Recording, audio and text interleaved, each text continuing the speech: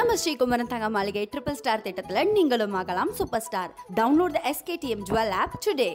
அதான் mister gold, தரத்திலையும் அளவுலையும் நோ காம்ப்ரமைஸ். மிஸ்டர் கோல்ட் 100% கடலெண்ணெய். ஆச்சி பாதாம் ட்ரிங்க். ஆச்சி பாதாம் ட்ரிங்க் ஒன்னு வாங்குனா ஒன்னு ஃப்ரீ. சூர்யா வந்து பயங்கர இறுக்கமாக நடிப்பார் அப்படின்னு இருக்கும். ரொம்ப கேஷுவலாக காலேஜ் பாலிட்டிக்ஸில் எதுக்குற அரசியல் பண்ண வரீங்க அப்படின்னு கேட்பாரு. அவன் வந்து சிரிப்பான், ஓன்ட்டு தானே கேட்டுக்கிட்டு இருக்கான், பொங்குன்னு ஒன்று வைப்பார். செம கேஷுவலாக சூப்பராக இருக்கும். மணிரத்னம் என்ன பண்ணுறாருன்னா, அதை எடுத்து குளிப்பாட்டி பவுடர்லாம் போட்டு ஒரு பாலிஸ்ட் வருஷனா இங்கிலீஷ் பேசுகிறவங்களோட பொது புத்தியில் ஒரு கம்யூனிஸ்ட் ஸ்டூடெண்ட் பொலிட்டிஷனை எப்படி இருப்பான். இருவர் வந்து படமாக இமோஷனாக செமையாக இருக்கும். ஆனால் இப்போ வந்து நம்மளுக்கு வந்து இங்கே நடந்த அரசியல் என்ன அப்படின்னு கொஞ்சம் விழிப்புணர்வு வந்தோடனே இருவர் பார்த்தா என்னடா ஒன்றுமே இல்லை, அரசியலாக இதில் வந்து காட்டினதெல்லாம் ரொம்ப மேம்போக்காக இருக்கே அப்படின்னு தோணும். அதோட விளைவு என்ன அப்படின்னா, எல்லாருக்குமே தெரியும், அரசியல் படித்தவங்க எல்லாத்துக்குமே தெரியும், ஆட்சியை கலைச்சது 1970களில் ஆட்சியை கலைச்சதுக்கு காரணம் வந்து எமர்ஜென்சிக்கு நீங்கள் ஒத்துழைக்கல அப்படின்றது தான். எம்ஜிஆர் காலத்தில் இதெல்லாம் தெரிஞ்சிருக்க வாய்ப்பே இல்லை. ஆனாலும் எம்ஜிஆர் அதில் கான்சியஸாக இல்லைடா, நம்ம கடைசியில் டிஎம்கே ஆக்டர்னு பிராண்ட் பண்ணிடக்கூடாது, எம்ஜிஆர் அதில் டிஎம்கே லாபம் அடைஞ்சிக்கிட்டுன்னு பிராண்ட் பண்ணணும். அவங்களோட இப்போ அவங்க கல்யாணத்துக்கு எடுத்து பார்த்துக்கோங்க. நான் வந்து மணிரத்னம் கல்யாணம் சொல்கிறேன். இப்போ இந்த எலிட் கிளாஸில் இருக்கவங்களோட கல்யாணம்லாம் உங்களால் எந்த கலாச்சாரத்தில் இருக்குன்னு சொல்ல முடியாது. ஆக்சுவலி அது பெங்காலி கலந்துருக்கும், மராட்டி கலாச்சாரம் கலந்துருக்கும், தமிழ் பிராமின் கலாச்சாரமும் இருக்கும், எல்லாம் சேர்ந்த மாதிரி இருக்கும். எல்லா மொழி பேசுகிறவங்களும் இருப்பாங்க. ஏன்னா ஆயுத எழுத்துலேயே பார்த்தீங்கன்னா எனக்கு மைக்கேல் கேரக்டர் ரொம்ப பிடிக்கும். ஆக்சுவலி சூர்யா பண்ணதுலேயே ஒன் ஆஃப் த கூலஸ்ட் ரோல்னா தான்.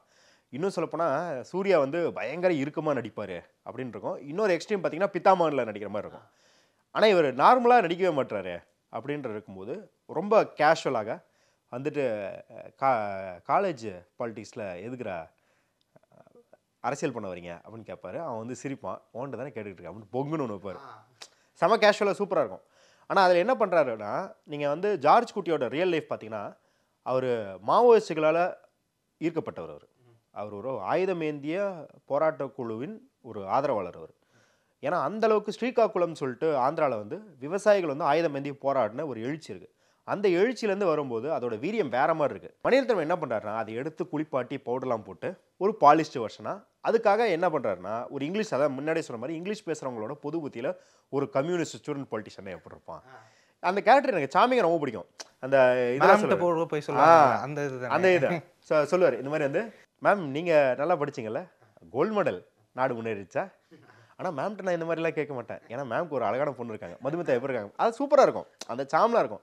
ஆனால் என்ன அப்படின்னா, இந்த லவ் பற்றி ஒரு கான்வர்சேஷன் வரும். லவ்ன்றதெல்லாம் எதுவுமே இல்லை, எல்லாமே ஹார்மோன்ஸ் அப்படின்னு பேசுவார். ஆக்சுவலி இது வந்து லெஃப்ட் சர்க்கிளில் சொல்கிறேன்.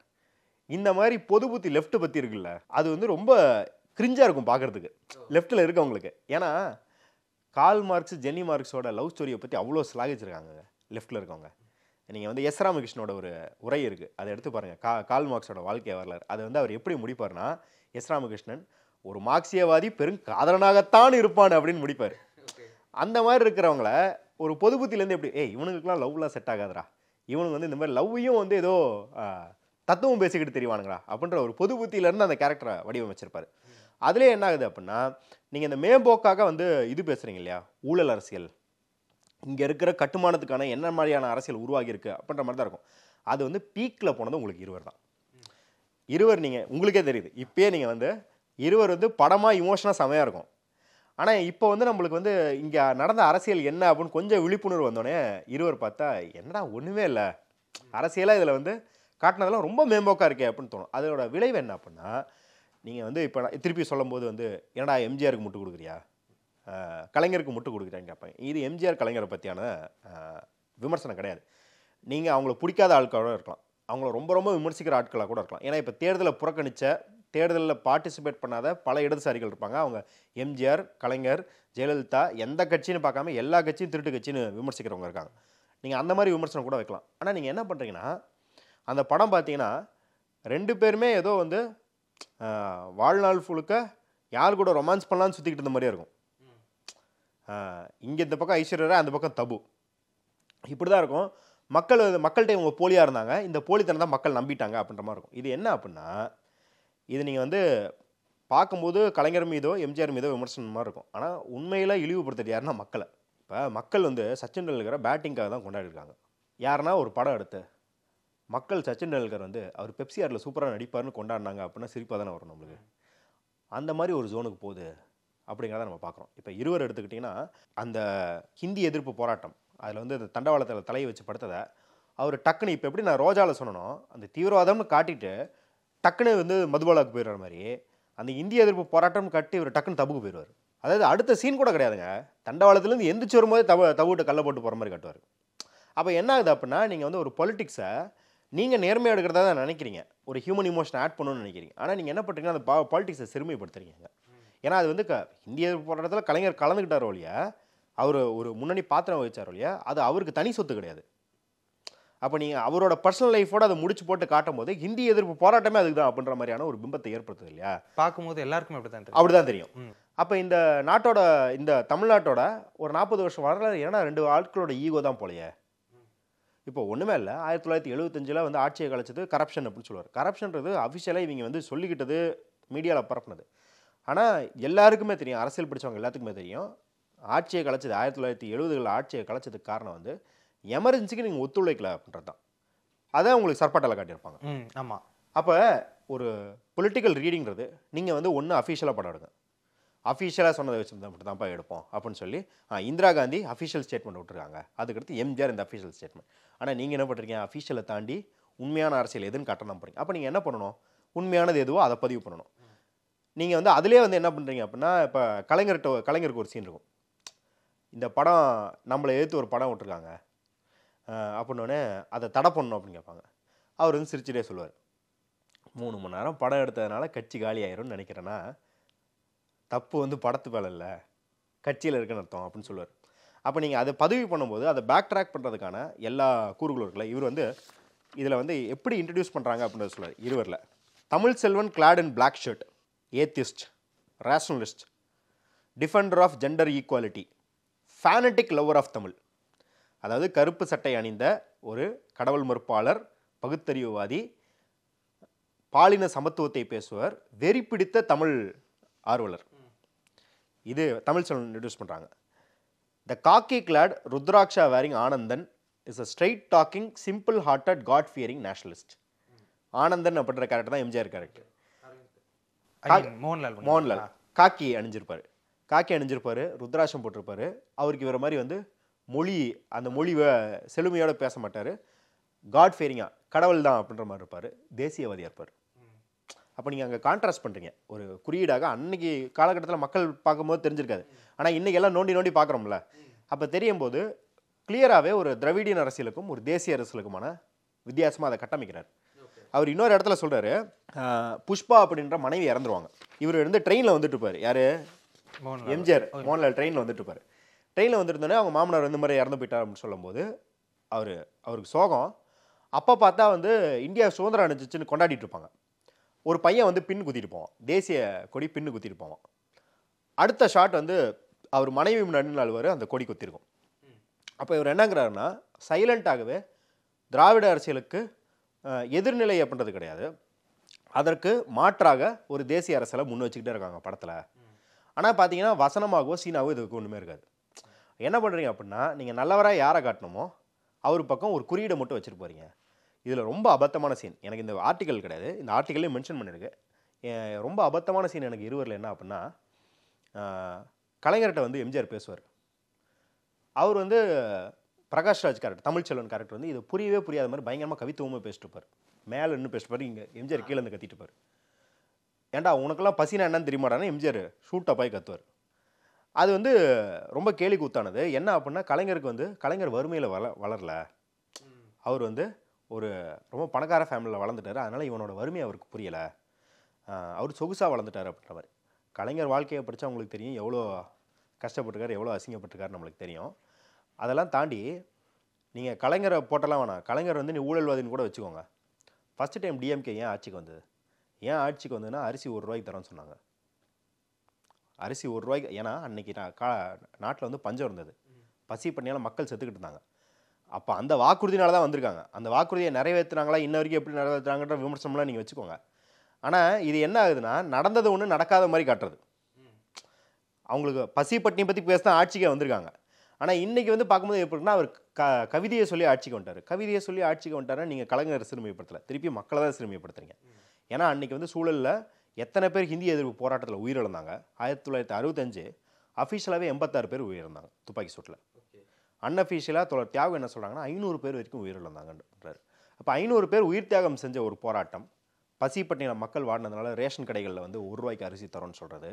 அதற்கு பிறகு இங்கே வந்து கையால் இருக்கும் ரிக்ஷா, இதில் குதிரை ஓட்டாமல் இல்லை ஆட்டோவில் ஓட்டாமல் கையால் இருக்கும் ரிக்ஷாவை தடை செய்கிறதுன்னு இவ்வளோ நம்பிக்கைகள், இவ்வளோ வாக்குறுதிகளில் தான் அவங்க மேலே வராங்க. அந்த கால சூழலும் அதுக்கு அமையுது. அப்படின்னு இருக்கும்போது நீங்கள் வந்து இவங்க வந்து மோகத்தால், நான் என்னன்றேன், எம்ஜிஆர், நீங்கள் எம்ஜிஆர் கூட இருக்கலாம், ஆனால் எம்ஜிஆர் வெறும் மோகத்தாலே மேலே வந்துட்டார் அப்படின்னு சொல்கிறதும் தப்பு. நீங்கள் அப்படி சொல்கிறதுனால தான் இன்ன வரைக்கும் பார்த்தீங்கன்னா எல்லா நடிகர்களும் நானும் எம்ஜிஆர் ஆகணும்னு முயற்சி பண்ணுறாங்க. அது காரணம்னா எம்ஜிஆர் என்ன பண்ணாருன்னு நம்மளுக்கு தெரியலை. இமேஜ் ட்ராப் பிம்பச்சிறைன்னு ஒரு புத்தகம் இருக்குது. அதில் எம்ஜிஆர் வந்து எவ்வளவு நுட்பமாக தன்னோட அரசியலை கட்டமைச்சார். அவர் வந்துங்க கமலஹாசனை சொல்கிறோம் இல்லையா, எல்லா துறையை பற்றியும் தெரியணும், எம்ஜிஆருக்கு அந்தளவுக்கு தெரியுமா. அவர் வந்து சினிமாட்டோகிராஃபர்கிட்ட போய் சொல்லுவாரான், எனக்கு இந்த லைட்டிங் வேணும், காஸ்டியூமர்கிட்ட சொல்லுவாரான் அங்கே எல்லோ வேணால் ரெட்டு மாற்று அப்படின்னு வரான், லிரிக்ஸில் தலையிடு வரான். ஏன்னா அவருக்கு எப்பயுமே என்ன கான்ஷியஸ்னஸ் இருந்திருக்குன்னா, நம்ம திமுக தான் படம் பண்ணுறோம், திமுக அரசியலை பிரச்சாரம் செய்யும்போது தான் படம் எடுக்கிறோம், ஆனால் இதில் எனக்குன்னு தனி பாப்புலாரிட்டியும் வரணும். அவர் முன்னாடியே வந்து பிளான் பண்ணிருக்கான்றதோட அதுக்கான ஒரு இன்சூரன்ஸ் மாதிரி எடுத்து வச்சிருக்காரு. ஓகே, ஒருவேளை இவங்களை பகைச்சிக்கிட்டாலும் தனக்குன்னு ஒரு தனி புகழ் வேணும். ஏன்னா இன்றைக்கே நீங்கள் பார்க்குறீங்க, இப்போ ஒரு கலையரசன் ஆகட்டும் இல்லை வந்து ஹரிகிருஷ்ணாவாகட்டும், அவங்களாம் ரொம்ப சிறந்த நடிகர்கள். எவ்வளோ சிறந்த நடிகர்களாக இருந்தாலும் அவங்க நீலம் நடிகர்கள்னு பிராண்ட் பண்ணுறதை நம்ம பார்க்குறோம். அவங்களே சொல்லியிருக்காங்க, ஹரிகிருஷ்ணன்லாம் சொல்லியிருக்காரு, எனக்கு படம் வாய்ப்பு கிடைக்காத காரணம் இவன் நீலம் ஆள்றா அப்படின்னு சொல்கிறாங்க அப்படின்னு. ஏன்னா அவ்வளோ சூப்பராக, நீங்கள் வட சென்னையிலேயே அவர் நடிச்சிருப்பார். இவர் கலையரசன் வந்து ஜூனியர் என்டிஆர் படத்தெல்லாம் நடிச்சு வந்துட்டார். ஆனாலும் அந்த நீலம் நடிகர்கள்ன்ற ஒரு பிராண்ட் இருக்கு இல்லையா. இந்த காலத்தில் இவ்வளோ சோஷியல் மீடியா இருந்து அவங்க என்னெல்லாம் பண்ணியிருக்காங்கன்னு வாழ்க்கையில் நுட்பமாக பார்க்குற சோஷியல் மீடியா இருக்கும்போது இப்போ இருக்கும்போது எம்ஜிஆர் காலத்தில் இதெல்லாம் தெரிஞ்சிருக்க வாய்ப்பே இல்லை. ஆனாலும் எம்ஜிஆர் அதில் கான்ஷியஸாக இல்லைடா, நம்ம கடைசியில் டிஎம்கே ஆக்டர்னு பிராண்ட் பண்ணிடக்கூடாது, நான் எம்ஜிஆர் அதில் டிஎம்கே லாபம் அடைஞ்சிக்கிட்டுன்னு பிராண்ட் பண்ணோம் அப்படிங்கிறத ரொம்ப கான்ஷியஸாக கட்டமைச்சிருக்காரு. அப்படின்னும்போது அந்த அரசியல் தாந்திரிகத்தை தாண்டி நீங்கள் வந்து ஒரு தனி மனித வாழ்க்கை, தனி மனித காழ்ப்புணர்ச்சி, இவ்வளோ தான் இந்த அரசியல் அப்படின்னு காட்டுறது வந்து எல்லா இடத்துலையும் தப்பு. அதனால தான் உங்களுக்கு வந்து கன்னத்தில் முத்தமிட்டாலும் அதே மாதிரி இருக்கும், தில்சே அதே மாதிரி இருக்கும். தில்சே வந்து இன்னும் பெரிய பிரச்சனை, அது வந்து இன்னும் பெரிய தீவிரவாதத்திற்கு ஒரு பெண் வந்து போகிறா, அவளோட சொந்த வாழ்க்கையில் விருப்பு வெறுப்புகள் இழப்புகள்னால போகிறா அப்படின்னும்போது கடைசியில் எங்கே போய் நீங்கள் நிறுத்திடுவீங்கன்னா பூங்காற்றிலே, அதில் போய் நிறுத்திடுவார். அந்த இமோஷன்ஸ்குள்ளே போய் அவங்க ரெண்டு பேத்துக்கு காதல்ன்றதா உங்களுக்கு பிரதான இமோஷனாக இருக்க முடியாது. எடுத்துக்கிட்ட அரசியல் எங்கேயுமே பேசிருக்க மாட்டாங்க. நான் அந்த முன்னாடி சொன்னேன் இல்லையா, நாயகனில் வந்து ஒரு காலாவை விட்டுட்டு நாயகனை சூஸ் பண்ணுறது அப்படிங்கிறது. அதே போல் நீங்கள் ராவணன்லையும் பார்க்கலாம். ராவணனில் சூப்பரான ஒரு குழு தான் அவங்க வந்து பழங்குடி மக்களின் உரிமைக்கு போராடுற குழு. ஆனால் அவங்க ரிவெஞ்சுக்காகலாம் யாரையும் கொல்ல மாட்டாங்க. இது நக்சல்பாரி இயக்கத்தை இல்லை மாவோயிஸ்ட் இயக்கத்தை தவறாக புரிஞ்சுக்கிறது. நீங்கள் அசுரனில் சிவசாமி ஏன் ரிவெஞ்சு எடுக்கிறான்னா, அவன் பிள்ளையை காப்பாற்றிக்க போராடுறான். அவன் வந்து ஒரு உரிமையை காப்பாற்றுறதுக்கு ஒரு இயக்கத்தை கட்டுற ஆள் கிடையாது சிவசாமி. அதே போல் விடுதலை படத்தில் கென் கருணாஸ் வந்து பண்ணையாரை போய் கொல்ல போவார், போஸ் வெங்கட் வந்து பண்ணையாராக இருப்பார். அதுவும் பார்த்தீங்கன்னா அவன் வந்து உரிமைக்காகலாம் போராடல, தான் மனைவியை தூக்கிட்டு போயிட்டாங்கன்னு அவன் போய் போராடுறான். ஆனால் விஜய் சேதுபதி பாருங்கள், விஜய் சேதுபதி ஒரு இயக்கத்தால், ஒரு இயக்கத்தால்னு வரும்போது சொந்த விருப்பு வெறுப்புக்கெல்லாம் கொல்ல முடியாது. இல்லை என் தங்கச்சியை தூக்கிட்டு போயிட்டான்றதுனால ஒருத்தனை கொல்ல முடியாது. அவங்க அங்கே தங்கள் பாதுகாப்புக்காக யாரை கடத்த வேண்டும், யாரை டார்கெட் பண்ண வேண்டும், யார் கூட போர் புரிய வேணும் அப்படின்னு தேர்ந்தெடுப்பாங்க. அப்படின்றத வந்து இவர் என்ன பண்ணுவார்னா திருப்பி பர்சனல் இமோஷன் ஆக்குவார். அந்த ஃபேமிலிக்குள்ளே ஒரு தவறு நடந்திருக்கு, அதற்காக இவங்க இப்படி ஆயிருக்காங்க. கண்டிப்பாக எல்லா போராளிகளுமே தங்களுக்கோ இல்லை தங்கள் கண் முன்னே ஒரு பாதிப்பு ஏற்படுத்துது, அதுலேருந்து இன்ஸ்பிரேஷன் எடுத்து உள்ளே வருவாங்க, சரி. ஆனால் அதற்காக மட்டுமே அவங்க அரசியல் செய்ய மாட்டாங்க அப்படிங்கிறது ஒரு நிதர்சனம். அப்போ நீங்கள் வந்து ஒரு சிவசாமி மாதிரி ஒரு கதையை எடுத்துக்கலாம். அதுதான் வெற்றிமாறனுக்கும் மணிரத்னமுக்கான வித்தியாசம் என்னென்னா, எங்கே பர்சனலில் வச்சுக்கணும், எங்கே பொலிட்டிக்ஸ் வச்சுக்கணும் அப்படின்னு வெற்றிமாறனுக்கு தெரிஞ்சிருக்கு. அவர் வந்து சிவசாமி கதையும் விஜய் சேதுபதி விடுதலை பெருமாள் கதையும் முடிச்சு போடல. அவர் பர்சனலாக இருக்கிறவன் ரிவெஞ்ச் எடுப்பான், ஆனால் ஒரு இயக்கமாக கட்டுறவன் இன்னும் கட்டுக்கோப்போட இருப்பான். ஆனால் மணிரத்னம் என்ன பண்ணுறாருன்னா ரெண்டையும் கன்ஃபியூஸ் பண்ணார். அவருக்கு எப்படி காலாக்கும் நாயகனுக்கும் வரதராஜ முதலியார் வேல்நாயக்கருக்கும் காலாவுக்கும் வித்தியாசம் தெரியலையோ, அதே போல் ஒரு விடுதலை படத்தில் வர பெருமாளுக்கும் அவர் ராவணன் படத்தில் வர விக்ரம் கேரக்டருக்கும் அவருக்கு வித்தியாசம் தெரியல அப்படிங்கிறத நம்ம பார்க்குறோம் அதில். ஓகே, தென் இப்போ தொடர்ந்து நிறைய விஷயங்களில் பாலிடிக்ஸ் அந்த விஷயங்களை பேசிட்டு இருந்தவர் இப்போ கடந்த ஐ மீன் லாஸ்ட் 3 to 4 மூவிஸாக அந்த விஷயங்கள்லாம் அவர் வரவே இல்லையே, ஏன் பேசலைன்னு நீங்கள் நினைக்கிறீங்க? இல்லை, அதுதான் இப்போ வந்து இப்போ இன்னும் விழிப்புணர்வு ஜாஸ்தியாக இருக்குது. அவருக்குமே வந்து ஆக்சுவலி அவருமே இப்போ பாரி செல்வராஜ் கிட்ட அவர் எப்படி பேசுறாருன்னு நீங்கள் பார்த்தீங்களா அந்த இன்டர்வியூலாம்? ரவுண்ட் டேபிள் அவர் ரெக்கக்னைஸ் பண்ணுறாரு. ஓ, நம்மளுக்கு தெரியாத இந்த பசங்க ஒன்று எடுத்து பேசுகிறாங்க, அப்படி இருக்கும்போது நம்ம பேசினா மாட்டிக்கோன்றது ஒன்று. இன்னொன்று அவர் ஒரு மேபி அவருக்கு என்ன புரியலைங்கிறத அவர் உணர்ந்துருக்கலாம் ஒரு இடத்துல. இப்போ முன்ன மாதிரி இல்லாமல் இப்போ முன்னாடி வந்து இவங்கெல்லாம் எழுதிட்டு இருப்பாங்க. இது வந்து இந்த ஆர்டிகல் எதுவுமே இப்போ எழுதுனதில்லை. இது டேட்டு பார்த்தீங்கன்னா 97 எழுதியிருக்காரு. இருவர் வந்து 97 எழுதின ரிசர்ச் ஆர்டிகல் இது. அப்பவே அவங்க இதெல்லாம் எழுதியிருக்காங்க. ஆமாம், இது வந்து JNU யூனிவர்சிட்டியில் எழுதுனது இது. ஓகே. இன்னொன்று வந்து 94 எழுதியிருக்காங்க இந்த ஆர்டிகல்ஸ். இது மாதிரி நிறைய ஆர்டிகல்ஸ் இருக்குது. இப்போ ஆஷிஷ் நந்தின்னு சொன்னால அவரெல்லாம் 2001 நம்ம புக் எழுதுனது. இது மாதிரி அப்பயே இப்போவும் எழுதிட்டு இருக்காங்க. நம்மளுக்கு தான் தெரியல. நம்ம சினிமா கான்வர்சேஷன் இதெல்லாம் கொண்டு வரணும் அப்படிங்கிறத வந்து நம்ம பார்க்குறோம். ஏன்னா அந்தளவுக்கு இப்போ பொலிட்டிக்ஸும் சினிமாவும் மோதிக்கிட்டது இல்லையா? அப்போ இதெல்லாம் இப்போ படிக்கணும்னு பார்க்குறோம். இப்போ வந்து மெயின் ஸ்ட்ரீம்லேயே இந்த நேரேட்டிவ்ஸ்லாம் பேச ஆரம்பிச்சிட்டாங்க இல்லையா? இப்போ வந்து யாராவது ஒருத்தர் ஒரு சின்ன தப்பு பண்ணியிருந்தா கூட, ஒரு ஃப்ரேமில் ஒரு குறியீடு தப்பாக வச்சுருந்தா கூட அதை எடுத்து எழுதுறது ஒன்றும் இல்லை. அந்த இவர் படத்தில் துல்கர் சல்மான் படத்தில் நாய்க்கு பிரபாகரன் பேர் வச்சதுன்றது வந்து ஒரு பெரிய பிரச்சனையாச்சு. ஓகே, எந்த படத்தில் நீங்கள் ஒரு மலையாளம் படத்தில் நாய்க்கு வந்து பிரபாகரன் பேர் வச்சிருந்தாங்க அப்படிங்கிறது வந்து ஒரு பெரிய பிரச்சனையாச்சு. இப்போ கூட ஜாட்டுன்னு சொல்லிட்டு ஒரு ஹிந்தி படத்தில் கூட மறைமுகமாக பிரபாகரன் அவர்களை காட்டியிருக்காங்க அப்படின்றது இல்லை. நிறைய வந்து மக்கள் வந்து இப்போ ரொம்ப நுட்பமாக கவனிக்க ஆரம்பிச்சிட்டாங்க. நீங்கள் வந்து ஒன்றும் இல்லை, கர்ணன் படத்தில் வந்து இயர் தப்பாக போட்டாங்கன்றது ஒரு பெரிய பிரச்சனையாச்சு. 1995 97 சொல்லுங்கள். ஏன்னா 95 அது அதிமுக ஆட்சி, 97 அப்படின்றதா கலைஞர் ஆட்சி. அப்போ நீங்கள் யாருக்கு எதிராக விமர்சனம் வைக்கிறீங்கன்றது ஒரு பெரிய பிரச்சனையாச்சு இல்லையா? அப்போ அந்தளவுக்கு எழுதுறாங்கன்னும் போது மணிரத்னமுக்கு தெரியும். இப்போ ஆக்சுவலி மணிரத்னம் மாதிரி இருக்கிற அந்த கிளாஸில் இருக்கிற மக்களோட அட்வான்டேஜ் என்ன அப்படின்னா, நம்ம பொது சமூகத்தில் நுகர விஷயம்லாம் 10 வருஷத்துக்கு முன்னாடி அவங்களுக்கு வருது. ஒரு உதாரணத்துக்கு சொல்கிறேன். இப்போ பசங்க அனிமே எல்லாம் பார்க்குறாங்க. நருட்டோ ரொம்ப ஃபேமஸாக இருக்குது. இன்றைக்கி இன்ஸ்டா ஐடி ஃபேஸ்புக் ஐடியே பார்த்தீங்கன்னா அவன் வந்து நருட்டோ பேர் வச்சுக்கிறான். மகேஷ் இத்தாச்சி அப்படிலாம் பேர் வச்சுக்கிறான் அவன்.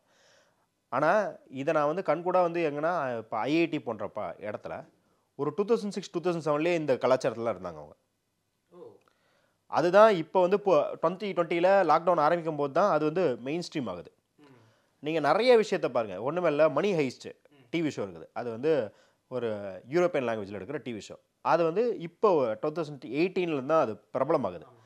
ஆனால் இந்த மாதிரி டிவி ஷோஸ்லாம் இந்த இப்போ மணிரத்னம் போன்ற இலீட்டா urban upper middle class upper caste இருக்கிற அந்த கிளாஸுக்கு ஒரு 10 வருஷத்துக்கு முன்னாடியே வருது. அவங்க வந்து இந்த மாதிரியான வேறு லாங்குவேஜில் இருக்கிற டிவி ஷோஸ்லாம் அப்பத்துலேருந்தே பார்க்குறாங்க. இன்னும் சொல்லப்போனால் அவங்களுக்கு வந்து யூகேவும் ஹாலிவுட்டில் இருக்கவங்களுக்கும் பொது புத்தியில் எப்போ இருக்குன்னா எல்லாமே இங்கிலீஷ் அப்படின்ற மாதிரி தான் இருக்கும். ஆனால் இவங்களுக்கு டிஃப்ரெண்ட் ஃப்ளேவர்ஸு டிஃப்ரெண்ட் ஜானர்ஸ் இருக்குது. ட்ரீட்மெண்ட் எப்போ இருக்கும், பிரிட்டிஷ் காமெடினா என்ன அப்படிங்கிறதெல்லாம் அவங்களுக்கு ஒரு 15-20 வருஷத்துக்கு முன்னாடி சாதாரண, நான் வந்து ஃபிலிம் ஸ்டூடெண்ட்ஸ்குள்ள சாதாரண காலேஜ் கோயிங் ஸ்டூடெண்ட்ஸ்க்கே வந்து இந்த இங்கிலீஷ் ஸ்பீக்கிங் வர்க்கத்துக்கு தெரியுது அப்படின்னும் போது மணிரத்னமுக்கு இந்த மாதிரியான மாற்றங்கள் வரும் அப்படிங்கிறத அவர் முன்னாடியே கணிக்கிறாரு அப்படிங்கிறத பார்க்குறோம். அதனால தான் அவர் என்ன முடிவு பண்ணிட்டாருன்னா, நான் வந்து என்னோட ஃபோர்ட்டே வந்து பர்சனல் இமோஷன் தான், அதுக்குள்ளேயே போயிடுறேன் அப்படின்னு தான் அவர் வந்து செக்கச்சிவந்த வானம் ஒரு ஃபேமிலி ட்ராமா. அதே போல் வந்து காற்று வெளியடை வந்து ஒரு பர்சனல் ட்ராமா. ஓகே கண்மணி, கடல், எல்லாத்துமே கடலே பார்த்தீங்கன்னா உங்களுக்கு ஆர்ஜே பாலாஜி போட்டு பயங்கரமாக கலாச்சி விட்டுருப்பாரு. காற்று வெளியீடுன்னு நினைக்கிறேன். கடலில் 120 வந்துட்டு ஆர்ஜே பாலாஜி போட்டிருப்பாரு. அதில் வந்து பார்த்தீங்கன்னா எப்பா இந்த மாதிரியான ஒரு பாஷான குடிசையை நான் பார்த்ததே இல்லை. பாருங்க, ஒன்றும் இல்லை, இந்த வெந்து தனிது காடு படம் இருக்கும். அதில் வந்து ஹீரோயின் வந்து சொல்லுவாங்க, நாங்கள் வந்து அம்மா அப்பா வந்து தனியாக பேசிக்கினா கூட நான் வெளியே வரணும், அந்த அளவுக்கு ஏழ்மையான குடும்பம் அப்படின்வாங்க. பயங்கர ஏழ்மையாக இருக்க மாட்டிருக்கேன் அப்படின்னு உள்ளே போய் பார்த்தா ஃபுல்லாக பாட்டரி பான் ஹோம் டெக்கார் அரேஞ்ச்மெண்ட்ஸாக இருக்கும். அப்படியே வந்து ட்ரீம் கேச்சர் இருக்கும், அந்த லேம்ப் இருக்கும், என்னம்மா செம்ம குடிசையாகுது அப்படின்ற மாதிரி இருக்கும்.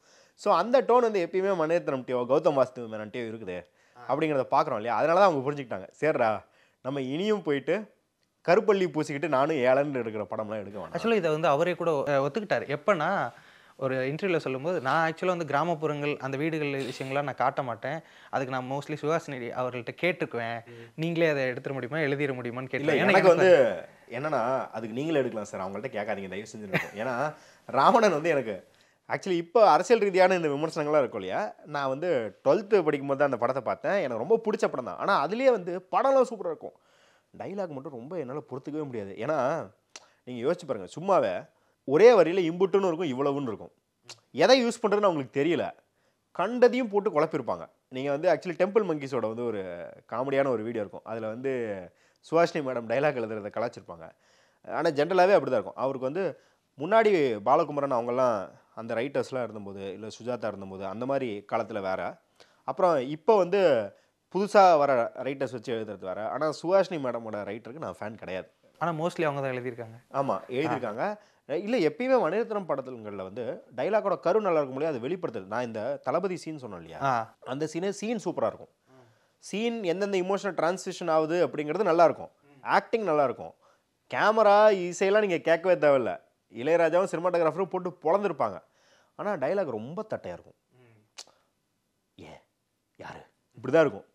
அதுதான் விவேக் பல படத்தில் போட்டு கலைகள்னு கலாச்சிருப்பார். அப்போ டைலாக் ரொம்ப வீக்னஸாக இருந்ததுன்னு பார்க்குறோம். இல்லை, நம்ம எதுக்கு இதுக்கு வந்தோம் அப்படின்னா அவர் புரிஞ்சுக்கிட்டாரு. ஓகே, நம்ம வந்து பர்சனல் கதைகள் இல்லை ரொம்ப க்ரியேட்டிவான. இப்போ ஆக்சுவலி தக் லைஃப் என்ன சொல்கிறாருன்னா, நான் ஒரு கான்செப்ட் வச்சிருந்த கமல் சொல்கிறாரு, அந்த கான்செப்டை மணிரத்னம் டெவலப் பண்ணார் அப்படிங்கிறார்.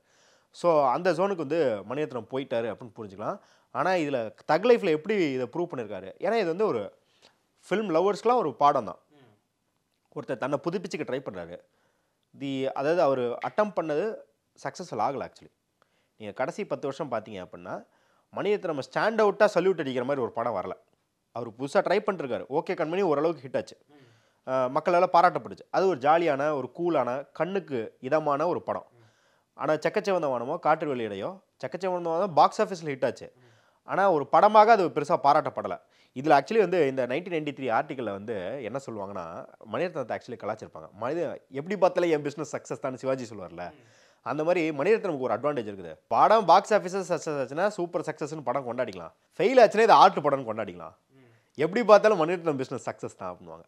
ஆனால் அந்த ஜோனை விட்டு மணிரத்னத்தை வெளியே தள்ளிவிட்டாங்க. ஓகே, இப்போ நீங்கள் அந்த சாக்கெல்லாம் சொல்லிட்டு இருக்க முடியாது. ஒழுங்கான படம் எடுத்தால் மட்டும்தான் உங்களை பாராட்டுவோம் அப்படின்றதுனால அதுலேருந்து விலகாமல் எல்லாரும் என்ன பண்ணிடுவாங்கன்னா அதுலேருந்து விலகிடுவாங்க, வெளியே போயிடுவாங்க. இல்லை நான் போட்டி போடுறேன்னு ஒருத்தர் நின்று இந்த தக் லைஃப்பில் வந்து நானும் ஒரு தக் லைஃப்னு ப்ரூவ் பண்ணுறேன்டா அப்படின்னு வராரு இல்லையா, அப்போ அதை பார்க்குறதுக்கு நம்மளுக்கு க்யூரியாசிட்டி தான் இருக்குது. இந்த பாலிடிக்ஸ் இவ்வளோ பொலிட்டிக்கல் விமர்சனம் வச்சுருக்கேன், அழகில பாராட்டியிருக்கோம், இதெல்லாம் ஒன்றுபட்டு தக் லைஃப்பில் எப்படி பிரதிபலிக்குது. ப்ளஸ் கமல் மாதிரி வந்து ஒரு பெரிய ஒரு மான்ஸ்டர் அவர் வந்து அடக்கணும், எப்படி அடக்க போகிறான்றதை நம்ம பார்க்க போகிறோம். கண்டிப்பாக. கடைசியாக எனக்கு இந்த ஒரு விஷயம், அந்த ஒரு பொது புத்தியில் அவர் பார்ப்பார் அப்படின்ற அந்த ஒரு விஷயம் இருக்குல்ல, நிறைய படங்களில் இதெல்லாம் எங்கே நடக்குது, இதெல்லாம் எந்த ஊரில் நடக்குது அப்படின்ற அந்த லேண்ட்ஸ்கேப் புரிதலே வந்துட்டு அவரோட படங்களில் சில இடங்களில் எனக்கு ரொம்ப தள்ளியே தான் இருக்கும். ராவணனில் வந்து பேசுகிற டைலாக்லாம் திருநெல்வேலி பாஷையில் இருக்கும். பட் அந்த லேண்ட்ஸ்கேப் இப்படி ஒன்று இடம் இருக்கா, இல்லை இவங்கெல்லாம் யார் அப்படின்ற அந்த ஒரு புரிதல் இருக்கவே இருக்காது. தென் இப்போ லாஸ்ட்டாக ஒரு படம் வந்திருந்தது, அது கூட இது என்ன லேண்ட்ஸ்கேப்பில் நடந்துக்கிட்டு இருக்கு, எங்கே நடக்குதுன்னு கூட நமக்கு வந்து ஒரு புரிதலே இருக்காது. என்னென்னா இப்போ ஜிங்கிச்சா பாட்டாக இருக்கட்டும், அலைப்பாயுதையில் ஒரு சாங்காக இருக்கட்டும், நிறைய படங்கள் வந்து இந்த சாங் இந்த இதெல்லாம் எங்கே நடந்துட்டு இருக்கு, இதெல்லாம் ஏன் தமிழ் படத்தில் அவர் வச்சுட்டு இருக்காரு அப்படின்ற மாதிரியான விஷயங்கள்லாம் இருக்குல்ல. அதுதான் இந்த எலிட் கிளாஸுக்கான ஒரு தன்மை என்ன அப்படின்னு பார்த்தீங்கன்னா, அவங்களோட இப்போ அவங்க கல்யாணத்துக்கு எடுத்து பார்த்துக்கோங்க. நான் வந்து மணிரத்னம் கல்யாணம் சொல்ல, இப்போ இந்த எலிட் கிளாஸில் இருக்கவங்களோட கல்யாணம்லாம் உங்களால் எந்த கலாச்சாரத்தில் இருக்குன்னு சொல்ல முடியாது. ஆக்சுவலி அது பெங்காலி கலந்துருக்கும், மகாராஷ்டிரன் கலாச்சாரம், மராட்டி கலாச்சாரம் கலந்துருக்கும், தமிழ் பிராமின் கலாச்சாரமும் இருக்கும், எல்லாம் சேர்ந்த மாதிரி இருக்கும். எல்லா மொழி பேசுகிறவங்களும் இருப்பாங்க. ஏன்னா இவங்க வந்து உலகம் ஃபுல்லாக ஸ்ப்ரெட் ஆகிருப்பாங்க. ஏன்னா ஒரு படித்த வர்க்கத்தில் பெரும் பதவியில் இருக்கும் வர்க்கத்தில் இருக்கவங்கன்னா, மாமா வந்து டெல்லியில் இருப்பார், சித்தப்பா வந்து பாம்பேயில் இருப்பார், இன்னொரு கசின் வந்து யூஎஸில் இருப்பார். எல்லாரும் சேரும்போது அவங்க கலாச்சாரத்தை கொண்டு வந்து மிக்ஸ் பண்ணுவாங்க இல்லையா. நீங்கள் அந்த வர்க்கத்துக்கு படம் எடுக்கும்போது அப்படி வச்சா ஓகே தான். இப்போ ஓகே கண்மணியில் அப்படி வச்சா ஓகே தான். ஆனால் ராவணனில் வைக்கிறது தான் அங்கே பிரச்சனையாகுது. ஏன்னா என்ன சொல்லுவாங்கன்னா, நிறைய பேர் என்கிட்ட ஆர்கியூ பண்ணும்போது, இல்லை அது பைலிங்குவலாக எடுத்ததுனால ஹிந்திக்காரனுக்கு புரிகிற மாதிரி எடுத்துட்டாங்க. ஒன்று என்ன அப்படின்னா, ஹிந்திக்காரங்களில் கூட பழங்குடியினர் அப்படி வைக்க மாட்டாங்க வெட்டிங்ஸ். அவ்வளோ பெரிய கோயிலில் இப்போ நம்ம வந்து கிராண்ட் வெட்டிங்ன்றோம் இல்லையா, பழங்குடியினர் வெட்டிங் அப்படி இருக்காது. அவங்க வெட்டிங் சிம்பிளாக இருக்கும், ஆனால் இன்னும் கொண்டாட்டங்கள் மிகுந்ததாக இருக்கும். நான் வந்து மத்திய பிரதேஷ் அங்கெல்லாம் போயிருக்கேன், அதனால் தெரியும். பார்க்கும் போதே நீங்கள் பார்த்தீங்கன்னா இவர் வந்து பழங்குடியினர், அதாவது மத்திய பிரதேஷில் மகாராஷ்டிராவில் இருக்கிற பழங்குடியினரை பார்த்து எடுக்கல. இவர் மகாராஷ்டிராவில் பாம்பேயில் ஒரு எலிட் ஃபேமிலி வெட்டிங்கை பார்த்துட்டு அதை அப்படியே ஒரு பழங்குடியினருக்காக மாற்ற ட்ரை பண்ணியிருக்காரு அப்படின்னு தெரியும்.